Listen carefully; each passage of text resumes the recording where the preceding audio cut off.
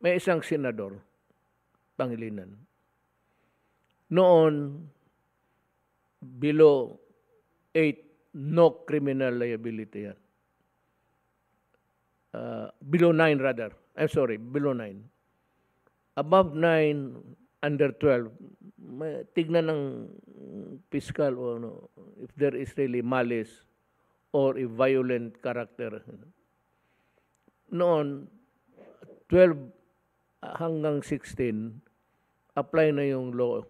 Pero usually, yung bata talagang nire-release. Here comes Pangilinan. No? You know what the guy did? Yung problema natin ngayon.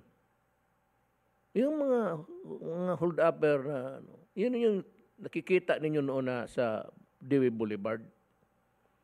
Nakikita ninyo nag-snatch, takbo dito, takbo doon, nakukuha sa camera. And do you know, I said, why they are so bold to do that, daring? Because they have been previously, sa experience nila, under the Pangilinan law. Hindi ka makulong. Kung yung 15 years old, papasok ka ng bahay, sasaksakin ka, patayin ka, tapos kunin mo yung kinuha niyong pera. Pagdating doon sa stasyon, sabihin ng police, report ng recorded, go where you want.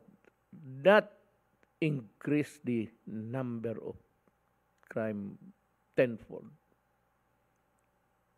Fiscal na ako noon. Sabi ko, napakagagong. And the Congress that went along with it. Yung mga abogado, tanungin ko siya, buhay pa man kayo. Yung members of the Congress, hindi ba ninyo binasa ng gusto yan? Kaya doon nagsimula ang police na magsabi, minor yan, huwag yan. Hindi yan. Kaya lumalaban. Even if it's a minor, it's a grievous offense. Dadalhin talaga sa estasyon yan for recording.